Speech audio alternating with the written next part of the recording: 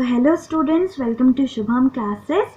आज की इस वीडियो में नर्स इक्वेशन पढ़ने वाले हैं, यानी नर्स समीकरण पढ़ने वाले। ठीक है, तो स्टार्ट करते हैं। कुछ क्वेश्चंस भी करेंगे, तो जो लोग भी रिक्वेस्ट कर रहे थे कि मैम क्वेश्चंस भी करवाइए, आज हम लोग क्वेश्चंस भी करने वाले हैं। ठीक है, तो स्टार्ट करते हैं हमारा नर्स समीकरण यानी नर्स इक्वेशन। तो सबसे पहले देखिए, समझ लेते हैं कि नर्स इक्वेशन है क्या या क्यों यूज़ किया जाता है। ठीक है, तो यह उत्क्रमणीय सेल अभिक्रियाओं के लिए प्रतिपादित किया जाता है। ठीक है, तो कौन सी प्रकार की सेल अभिक्रियाओं के लिए प्रतिपादित किया जाता है, तो आप कह सकते हैं उत्क्रमणीय सेल अभिक्रियाओं के लिए। ठीक है, तो जैसे उत्क्रमणीय सेल अभिक्रिया किस प्रकार की होती है, आप यहाँ नीचे देख पा रहे हैं। ए यानी कि जो ए मोल ऑफ ए है यूज कर रहे हैं हम, बी मोल बी के ले रहे हैं और वो इक्विलिब्रियम में है, इक्विलिब्रियम में है रिएक्शन, और सी मोल सी बन रहा है और डी मोल डी का बन रहा है। ठीक है, तो ये जो ए है ना, इसको हम लोग स्टोइकियोमेट्रिक कांस्टेंट कहते हैं। ठीक है, यानी कि अगर जैसे मैंने इसको, ये आपको अल्फाबेट के टर्म्स में लिखा है, तो अगर मैं इसको एज अ नंबर, ये जो ए बी सी और डी है, यह हमेशा एक इंटीजर नंबर रहेगा। जैसे ए का मान 1 2 3, इसी प्रकार कुछ भी रह सकता है। इसी प्रकार से बी का मान भी 1 2 3 कुछ भी रह सकते हैं। ठीक है, तो इसी प्रकार से सी और डी का भी रहने वाला है, यानी कि 1 2 3 और डॉट डॉट डॉट जो नंबर है, इसको हम क्या बोलते हैं, इंटीजर बोलते हैं इंग्लिश। ठीक है, अभी क्या है, माना कि एक उत्क्रमणीय सेल अभिक्रिया क्या है, A plus B B is equals to, यानी कि give C C plus D D. ठीक है, तो ये हमारा उत्क्रमणीय रिएक्शन है। अब आप इसका साम्यक स्थिरांक माने अगर निकालना हो, यानी कि अगर इक्विलिब्रियम कांस्टेंट निकालना हो किसी भी टाइम पर, तो आपको क्या लेना है, रेशियो लेना, अनुपात लेना है, किसका, प्रोडक्ट का वर्सेस रिएक्टेंट का। ठीक है, तो प्रोडक्ट क्या है, सी मोल सी का है, तो आपको जो ये स्टोइकियोमेट्रिक कांस्टेंट है ना, इसको लगाना है पावर। ठीक है, पावर लगाना है, और जो आपका जो कंटेंट है उसको लगाना है ब्रैकेट के अंदर। तो ये दर्शाता क्या, ये इस प्रकार से कोई एंटिटी लिख रहे हैं, तो ये दिखा रहा है ए का कॉन्सेंट्रेशन। ठीक है, तो इसी प्रकार से आप सी को अगर इस ब्रैकेट के, बिग ब्रैकेट के अंदर रख रहे हैं, तो ये दिखा रहा है सी का कॉन्सेंट्रेशन यानी सी की सांद्रता। अब सी की सांद्रता के पावर क्या, उसका स्टोइकियोमेट्रिक कांस्टेंट यानी कि सी। ठीक है, इसी प्रकार से डी के साथ भी करना है, तो डी यहाँ पर कैपिटल डी रहेगा, माफ कीजिएगा। तो डी की कॉन्सेंट्रेशन, डी की सांद्रता, और उसके पावर क्या चढ़ाना है, डी, और उसका अनुपात लेना है रिएक्टेंट से। ठीक है, रिएक्टेंट क्या है, ए मोल ए है, यानी कि ए का कंसंट्रेशन लीजिए, सांद्रता लीजिए, और उसके ऊपर पावर दीजिए ए का। ठीक है, इसी प्रकार से बी के साथ भी, तो बी का कॉन्सेंट्रेशन यानी बी की सांद्रता और उसके पावर उसका स्टोइकियोमेट्रिक कांस्टेंट।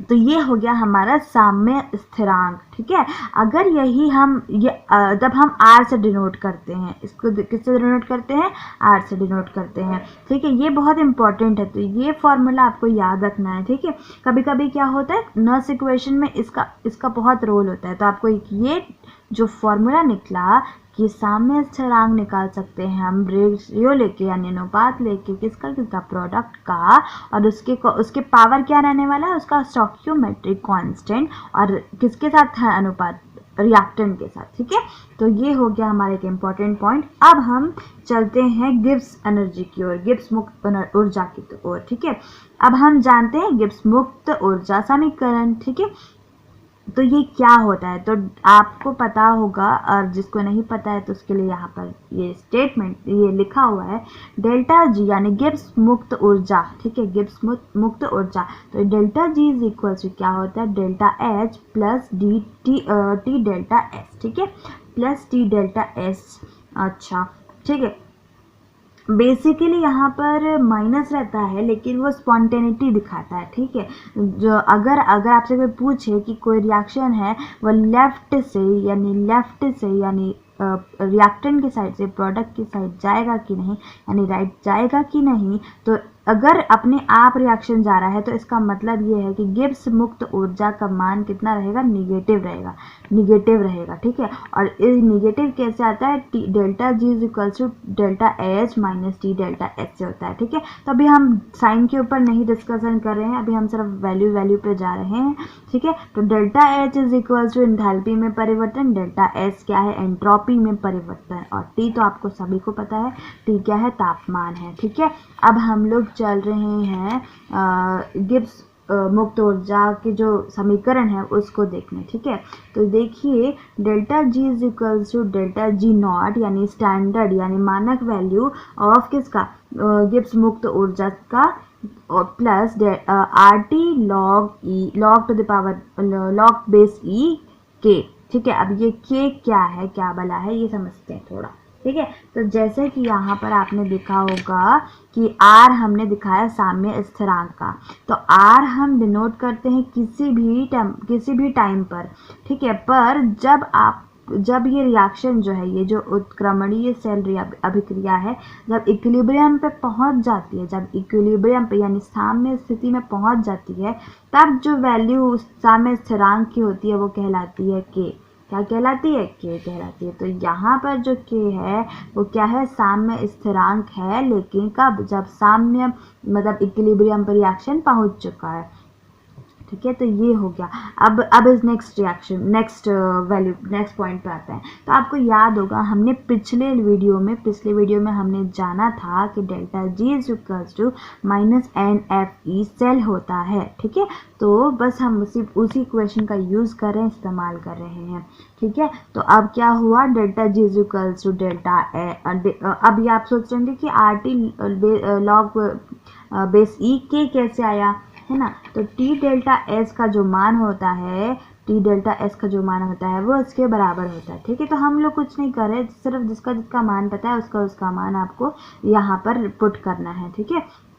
तो delta G is equal to क्या होता है, minus N F E cell, और delta G nought is equal to क्या होता है, minus N F E not cell, ठीक है। यहाँ पर क्या ई है, यहाँ पर ई नॉट है, तो यहाँ पर ई नॉट लगा यानी ये मानक है, यहाँ पर ई नॉट लगा यानी कि ये भी मानक रहेगा, ठीक है। और ये वैल्यू तो ऐसे as such R T log base E के वैल्यू आ गई, ठीक है। अब क्या है कि ये जो इक्वेशन है बना हमारा, ये जो इक्वेशन बना, इस इक्वेशन को यानी इस समीकरण को अगर हम माइनस एन एफ से भाग दे दें तो क्या बचेगा, ठीक है। तो माइनस एन एफ से भाग देने का मतलब है कि डिवाइड करना है, यानी एन एफ यहाँ रखिए तो एन एफ से एन एफ कट जाएगा, यहाँ भी एन एफ रखिए, माइनस एन एफ रखिए, माफ़ कीजिएगा, तो माइनस भी कट जाएगा, माइनस एन एफ से माइनस एन एफ यहाँ भी कट जाएगा, और यहाँ पर आ जाएगा माइनस एन एफ, ठीक है। तो क्या यहाँ पर हमने लिख दिया, यहाँ पर क्या बचेगा, सिर्फ ई सेल बचेगा, तो ई सेल हमने लिख दिया, ई नॉट सेल यहाँ सिर्फ बचेगा, तो हमने ई नॉट सेल सिर्फ लिख दिया, और यहाँ पर क्या बचा, are T log base E के और डिवाइडेड बाई एन एफ। तो ये हो क्या हमारा इक्वेशन, और इसी को बोलते हैं नर्स इक्वेशन, ठीक है। क्या बोलते हैं, नर्स समीकरण। अब आप लोग सोच रहे होंगे कि ये क्या वाला, ये क्या इक्वेशन है, तो ये वैल्यू हमने पुट कर दी है आर की, ठीक, सॉरी माफ़ कीजिएगा, यहाँ पर हमने क्या किया है, हाँ ई का हमने बेस हटाया है, ठीक है। ई को अगर हम चेंज करते हैं नॉर्मल लॉग में, नेचुरल लॉग में, यानी कि 10 टू द पावर बेस 10 में चेंज करते हैं अगर नेचुरल लॉग को, तो ये 2.303 से मल्टीप्लाई करना पड़ता है, ठीक है। तो बस हमने कुछ नहीं किया, यहाँ पर बेस ई था, यहाँ पर हमने बेस 10 किया है, और वैल्यू हमारी हो गई E cell is equals to E not cell minus 2.303 R T by N F log base 10 के आपको मैंने बता दिया है क्या है, ठीक है। तो बस अब ये हो गया हमारा मेन इक्वेशन। आपको अब कौन सा इक्वेशन याद रखना है, सिर्फ ये इक्वेशन याद रखना है, और थोड़ा प्रेजेंस ऑफ माइंड यूज़ करना है कि अगर बेस 10 है तो आपको यहाँ पर 2.303 लगाना है, अगर बेस ई है तो यहाँ पर 2.303 नहीं लगेगा, ठीक है। तो ये बिल्कुल थोड़ा सा ध्यान देने की बात है, बस और कुछ भी नहीं है, बाकी सब आप लोग मास्टर है, एकदम बढ़िया से आप लोग कर लेंगे, ठीक है। तो नेक्स्ट यहाँ पर, अच्छा यहाँ पर अगर r की वैल्यू, t की वैल्यू, f की वैल्यू अगर हम पुट कर देते हैं, यानी कि अगर स्टैंडर्ड बना लेते हैं कि एक स्टैंडर्ड कंडीशन है, तो बस कुछ नहीं करना, ये इक्वेशन जो है थोड़ा सिंप्लीफाई हो जाएगा, थोड़ा क्या हो जाएगा, सिंप्लीफाई हो जाएगा। तो क्योंकि ये r जो है, ये t है, ये f है, ये सारे फिक्स्ड वैल्यू है ना। अगर हम टेम्परेचर फिक्स कर दें तो r की वैल्यू फिक्स रहेगी, f की वैल्यू तो फिक्स रहती है ना। तो बस हम क्या करने वाले, इस इक्वेशन को सिंप्लीफाई करने वाले, ताकि अगर हम जब इसका इस्तेमाल करें कैलकुलेशन में, सॉल्व करने में, तो हमें ज़्यादा बार मल्टीप्लाई डिवाइड ना करना पड़े, ठीक है। तो क्या करने वाले, हम r की वैल्यू जब हमने यहाँ पर पुट करी, t की वैल्यू हमने 298 केल्विन पुट करी, और हमने f की वैल्यू जो यहाँ पर 96500 कूलम पुट कर दिया, ठीक है। तो क्या वैल्यू मिला हमें, ये मिला 0.0591, ठीक है, सॉल्व करने के बाद, ठीक है, ये मिल गया।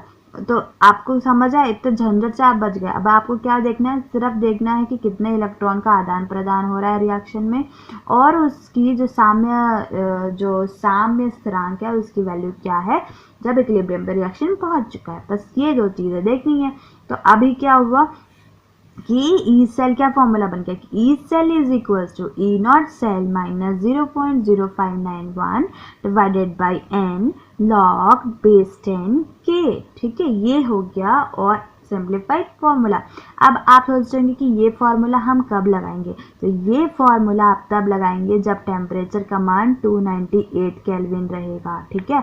अगर टेम्परेचर का मान 298 केल्विन से अलग हुआ तो आपको सीधे यहाँ से यहाँ फॉर्मूले पे स्विच होना है। ये वाला फॉर्मूला आपका काम करेगा हर टेम्परेचर पे, हर प्रेशर पे, ठीक है। क्लियर है, बिल्कुल ईजी है। तो ध्यान देने की क्या बात है, ये आपको कब ये वाला फॉर्मूला कब लगाना है, जब टेम्परेचर दिया हो कितना 298 केल्विन है, ये वाला फॉर्मूला तब लगाना है जब T इज इक्वल टू क्या लगाना दिया हो 298 केल्विन। और अगर नहीं दिया है टेम्परेचर 298 केल्विन के बराबर, तो आपको कौन से फॉर्मूले पे चले जाना है, ये वाले फॉर्मूले पे स्विच हो जाना है, ठीक है, सिंपल। अब आप सोच रहे हैं कि ये क्या फॉर्मूला आ गया, अभी तो मैम ने बोला सिर्फ यहीं तक रुकना है। तो ठीक है, अब हम लोग इस k की वैल्यू को सिंप्लीफाई करेंगे, है ना। k की वैल्यू हमने देखा था उत्पाद अपॉन अभिकारक, राइट, यानी कि प्रोडक्ट अपॉन रिएक्टेंट, है ना। यहाँ पर एक बार फिर से मैं दिखा देती हूँ, देखिए यहाँ पे हमने उत्पाद डिवाइडेड बाई अभिक्रमक, ठीक है, अभिकारक, ठीक है। तो हमने इन दोनों का रेशियो लिया था, राइट। तो अभी हम लोग सिर्फ k की वैल्यू की जगह पे यही पुट करने वाले हैं, उत्पाद डिवाइडेड बाई अभिकारक। तो ये भी एक और फॉर्मूला मिल गया। अगर आपको k, या तो आप k निकाल के रखिए, k अलग से कैलकुलेट कर लीजिए, फिर आप यहाँ पर वैल्यू रखिए k के जगह पे, राइट, या तो आप जो वैल्यू आपको उत्पाद की मिली, उत्पाद की वैल्यू रख दीजिए और अभिकारक की वैल्यू रख दीजिए, और एक साथ सोल्यूशन करिए क्वेश्चन का। ये सब आपके कंफर्ट के ऊपर है ना, आपको जैसे अच्छा लगेगा आप वैसे करिए। इन सब में से आपको दो चीज़ें याद रखनी है, ये वाला फॉर्मूला कब लगेगा, जब T इज इक्वल टू क्या रहेगा 298 केल्विन, और अगर टेम्परेचर इससे अलग है तो कौन सा फॉर्मूला लगाएंगे, ये मैं बार बार इसलिए बोल रही हूँ क्योंकि कई बार बच्चे कंफ्यूज हो जाते हैं, आता होता है, सब कुछ पता होता है, लेकिन सिर्फ ध्यान नहीं देने की वजह से कि टेम्परेचर कितना है, ये फॉर्मूले लगा के चले आते हैं और हो जाता है सवाल गलत, है ना। तो ये बिल्कुल भी आपको नहीं करना है, आपको इसलिए मैं बार बार फोकस कर रही हूँ कि आपको ध्यान देना है किस पर, टेम्परेचर पे, ठीक है। टेम्परेचर पे ज़रूर ध्यान देना। अगर 298 केल्विन के बराबर है तो ठीक है, ये वाला फॉर्मूला अपना चलेगा, नहीं है तो भैया स्विच करो तुरंत, ठीक है। तो ये वाले इस फॉर्मूले पे स्विच कर लेंगे, सिंपल, ठीक है। और सेकेंड थिंग, जब उत्पाद और अभिकारक की वैल्यू दी हुई है, या तो आप के अलग से निकालिए, पहले के निकालिए उत्पाद बाई अभिकारक करके हैं, और उसके बाद पुट करिए यहाँ पर और उसका लॉग लीजिए, log 10 है। अगर नहीं तो आप डायरेक्ट यहाँ पर वैल्यू पुट कर लीजिए। और एक बार में क्वेश्चन को हम लोग एक सवाल देख लेते हैं, जैसे हमने बेना से क्वेश्चन पढ़ा उस पर ही बेस्ड, ठीक है। तो क्वेश्चन देखिए, प्रश्न क्या है, डेनियल सेल के लिए नर्स समीकरण की व्युत्पत्ति कीजिए। तो आप सभी को याद होगा डेनियल सेल क्या था हमारा। डेनियल सेल आप सभी को याद होगा, दो से हमने वेसल लिए थे और दो वेसल में हमने एक में जिंक की रॉड रखी थी और जिंक सल्फेट का सोल्यूशन रखा था, राइट। और हमने दूसरे में क्या लिखी थी, कॉपर की रॉड और कॉपर सल्फेट का सोल्यूशन रखा था, है ना। और इसको किससे हमने सॉल्ट ब्रिज से इसको हमने जोड़ रखा था, राइट, ताकि वो हमारा जो ये है लवण सेतु है वो आयनों का जो न्यूट्रलिटी है वो बैलेंस करके रखे, है ना। तो अब हम लोग देख लेते हैं कि आपको याद होगा कि इसमें जिंक जो था वो किसमें, जिंक +2 में कन्वर्ट होता है और कॉपर जो था वो कॉपर 2+ जो था वो कॉपर में चेंज होता है, ठीक है। तो ये रिएक्शन होता था हमारा किस पर, एनोड पर, यानी ऑक्सीडेशन, और ये रिएक्शन होता था हमारा कैथोड पर, है ना। तो आपको जो टोटल रिएक्शन मिलेगा वो टोटल रिएक्शन यहाँ पर लिख रखा है मैंने, जिंक प्लस कॉपर 2 और वो कन्वर्ट हो रहा है किसमें, जिंक 2+ कॉपर में, ठीक है। तो आपको अगर कंफ्यूजन हो रहा होगा कि कैसे आ गया, जिसने वीडियो नहीं देखी होगी, तो आप सभी से रिक्वेस्ट है कि जो डेनियल सेल वाला लेक्चर था वो आप सभी जाके प्लेलिस्ट में आपको मिल जाएगी, वो सभी आप जाके देख लीजिएगा, ठीक है। तो ये आगे चलते हैं कि हमारा इक्वेशन है, ओवरऑल इक्वेशन है। इसमें क्या हो रहा है, इसमें इसका ऑक्सीकरण हो रहा है और इसका अपचयन हो रहा है ना।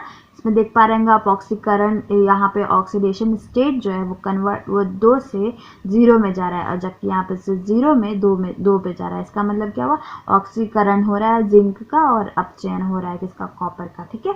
अब हमें क्या निकालना है, हमें क्या निकालना है, साम्य स्थिरांक निकालना है।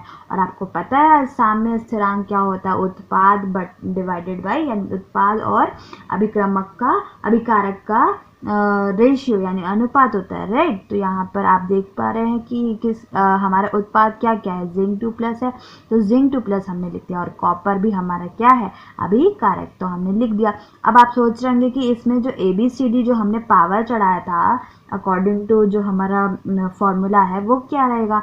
तो यहाँ पर कुछ नहीं है, यहाँ पर A था या B था, ये C था और D था, है ना। तो जब कुछ भी नहीं है स्टोइकियोमेट्रिक कांस्टेंट आगे लिखा हुआ, इसका मतलब है कि 1 है, ठीक है। यानी कि C की वैल्यू कितनी है, 1 है, D की वैल्यू कितनी है, 1 है, A की वैल्यू कितनी है, 1 है और B की वैल्यू भी सिर्फ 1 है।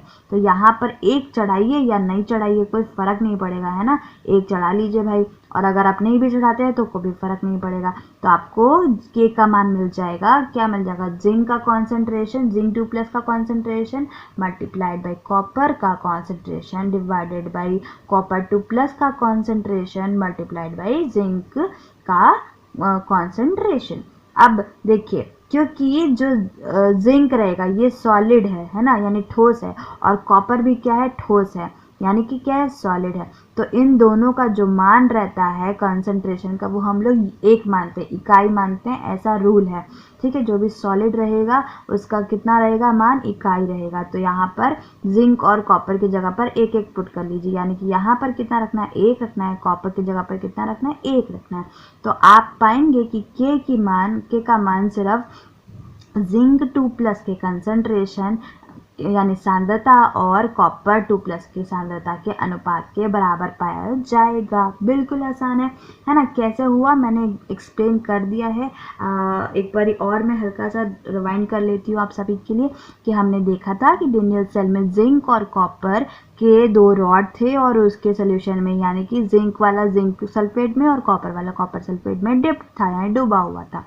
अब यहाँ पर इस सेल में क्या हो रहा था, इस सेल में हो रहा था जिंक का ऑक्सीकरण और कॉपर का अपचयन। तो ये रिएक्शन जो है यहाँ पर आपको दिख रही है, जिंक जो है वो जिंक +2 में जा रहा है और कॉपर 2+ जो है वो कॉपर 0 में जा रहा है, ठीक है। तो हमें पता है कि अगर हमें साम्य स्थिरांक निकालना है तो वो किसके बराबर होता है, उत्पाद डिवाइडेड बाय अभिकारक।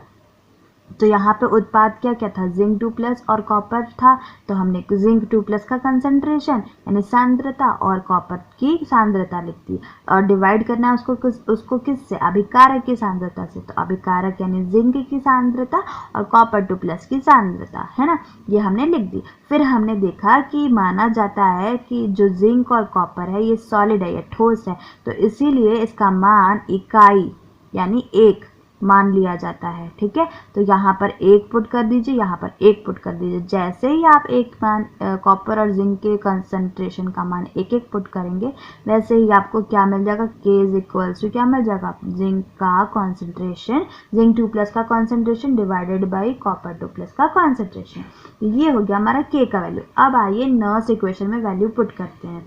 तो बस नर्स इक्वेशन क्या हमने देखा था, E cell is equals to E not cell minus 0.0591 divided by 2 log 10 और k की वैल्यू हमने क्या निकाली, ये। तो यहाँ पर हमने k की वैल्यू पुट कर दी है। That's it.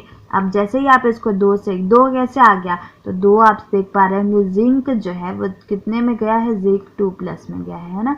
तो 2 इलेक्ट्रॉन का आदान प्रदान हुआ है यहाँ पर, तो इसलिए n की वैल्यू 2 आ गई। और जैसे ही n रखे 2 और काटे मतलब इसको डिवाइड किए, तो हमारी ये वैल्यू कितनी बन गई, -0.0295, और ये हमारा फाइनल इक्वेशन बन गया। अब जैसे ही आपको कॉन्सेंट्रेशन मिल जाएगा जिंक का और कॉपर का, वैसे ही आपका पूरा इक्वेशन सॉल्व हो जाएगा। ई नॉट सेल आपको कहाँ से मिलेगा, ई नॉट सेल मिल जाता है आपको स्टैंडर्ड बुक से, बुक में रिपोर्टेड होता है या किसी न किसी जगह से आपको अवेलेबल करवाया जाएगा, क्वेश्चन में दिखाया जाएगा। लेकिन क्योंकि यहाँ पर सिर्फ नर्स समीकरण की व्युत्पत्ति करनी थी, तो यहाँ पर हमने व्युत्पत्ति कर ली है। ठीक है, तो आई होप कि आप सभी को ये वीडियो पसंद आई होगी। क्वेश्चंस अपना स्टार्ट कर दीजिए लगाना। नेक्स्ट लेक्चर में मैं 2-3 क्वेश्चन या जो जितना हो सकेगा 1-2 क्वेश्चन मैं करवाऊंगी। ठीक है, तो I hope you all like the session. Thank you all.